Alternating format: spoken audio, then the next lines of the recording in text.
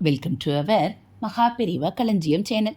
இன்னைக்கு நம்ம ஆன்மீக தகவல்களில் 7 பிறவி என்றால் என்ன என்பது பற்றி மகாமுனிவர் அகத்திய பெருமான் கூறியதை தெரிந்து கொள்ளலாம்.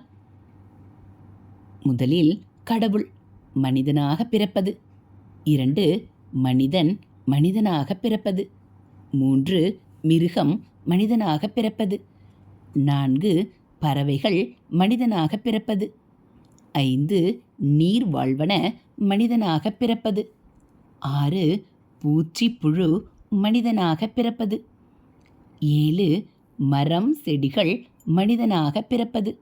இப்படியாக மனித பிறவிகள் 7 வகையாக பிரிக்கப்பட்டு அப்பிறவிகளில் செய்யக்கூடிய பாவ புண்ணியங்களுக்கு ஏற்ப மாறி மாறி பிறந்தும் இறந்தும் வாழ்கின்றோம். கடவுள் மனிதனாக பிறந்தால் நீதிகளையும் தர்மங்களையும் போதித்து ஆலயங்களை எழுப்பி அங்கே தான தர்மங்கள் செய்வர். பல்லுயிர்களும் நலம் வாழ தவம் தியானம் யாகம் பல செய்வார். மனிதன் மனிதனாக பிறந்தவர் நீதி நியாயமாக வாழ்வார், தான தர்மங்களை செய்வார், மரங்களை நடுவார்.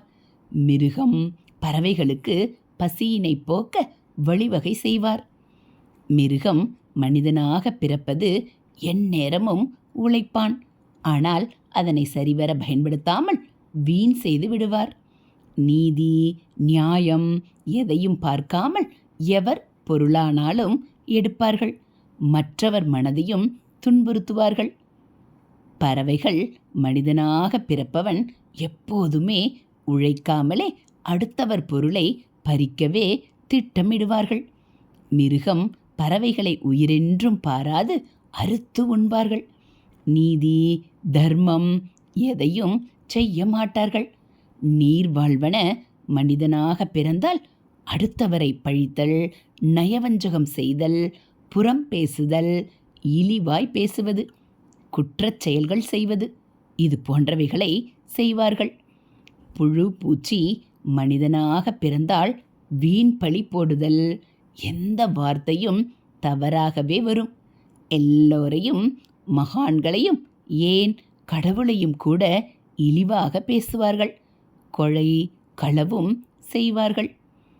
மரம் செடி மனிதனாக பிறந்தால் பூமியில் ஜடமாய் பிறந்து வாழும், எந்த வேலையும் செய்யாது எதற்காக வாழ்வது என்றே அறியாமல் வாழும் பழவகை தவறுகளை செய்தாலும் மறந்துவிட்டு செல்வார்கள். எதை வேண்டுமானாலும் தின்பார்கள், எதை வேண்டுமானாலும் எடுத்துக்கொண்டு போவார்கள். இப்படியாக சித்தர் பெருமான் கூறியுள்ளார். இதில் நாம் எந்த பிறவி என்று நாம் செய்யக்கூடிய செயல்களின் மூலம் நமது பிறவியை அறிந்து கொள்ளலாம். இதுபோல் ஆன்மீக தகவல்களை நீங்கள் தெரிஞ்சுக்கணும் அப்படின்னா மறக்காமல் நம்ம சேனலை சப்ஸ்கிரைப் பண்ணுங்கள். கூடவே பெல் ஐக்கானையும் கிளிக் பண்ணி ஆளுங்கிற பட்டனையும் அழுத்திடுங்க. நம்ம சேனலில் வரக்கூடிய ஆன்மீக தகவல்கள் எல்லாம் உங்களுக்கு பிடிச்சிருந்தா ஒரு லைக்கும் கமெண்ட்டும் கொடுத்து உங்களுக்கு தெரிஞ்சவங்களுக்கும் ஷேர் பண்ணுங்கள். தேங்க்யூ.